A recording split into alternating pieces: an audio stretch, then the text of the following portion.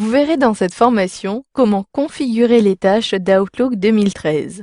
Vous le voyez ici, lorsque vous créez des tâches, celles-ci sont automatiquement placées à la fois dans les listes des tâches, qui est ici organisée sous forme de liste, mais vous avez également ces tâches qui sont copiées dans les tâches dans le volet de gauche. Dans la zone de droite, l'affichage est un peu différent. Il est possible de modifier cet affichage depuis l'onglet ici Affichage en sélectionnant Changer l'affichage dans la zone de gauche. Si je sélectionne le menu déroulant, j'ai ainsi la possibilité cette fois-ci de choisir Détailler ou encore uniquement de les organiser selon une date précise. Ici, si je sélectionne par exemple Terminer, vous le voyez, j'ai ainsi filtré ma liste. Je clique sur le menu déroulant et je souhaite plutôt avoir une liste détaillée pour avoir toutes les informations pour chacune des tâches. Vous le voyez ici, une tâche est terminée. Lorsque je sélectionne une tâche, en réalité la tâche est marquée ici et la couleur ici de la tâche terminée est grise. Par contre, si une tâche est arrivée à échéance, si par exemple ici pour la liste des tâches et je modifie l'échéance de l'article du blog, j'ajoute une tâche et une échéance dépassée.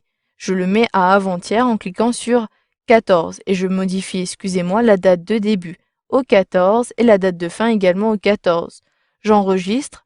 Vous le voyez, l'article blog a été ici déplacé dans la rubrique Aujourd'hui. Comme elle est arrivée à échéance, elle apparaît même en rouge. Il est possible depuis les options avancées d'Outlook de modifier le comportement des tâches.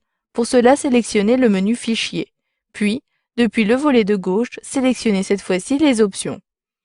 Depuis cette nouvelle fenêtre, j'ai la possibilité d'accéder aux options des tâches en sélectionnant cette rubrique, puis dans la zone de droite, je peux définir des rappels. Si je souhaite créer un rappel chaque jour avant les échéances, je coche cette option-ci, puis je peux choisir l'heure du rappel. Je sélectionne le menu déroulant.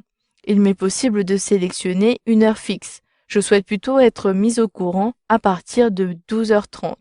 En dessous, il s'agit ici de conserver votre liste des tâches toujours à jour et d'avoir en plus une copie des tâches qui sont affectées aux autres personnes.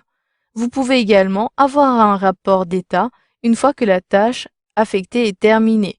Si vous souhaitez ne plus avoir ces couleurs, vous pouvez décocher cette option-ci. Je coche, puis, depuis ce menu déroulant-ci, je peux choisir la fameuse couleur qui me prévient que mes tâches sont arrivées à échéance. Je souhaite conserver plutôt le rouge, mais par contre pour les tâches achevées, je souhaite qu'elles soient vertes. Je clique donc ici sur le vert.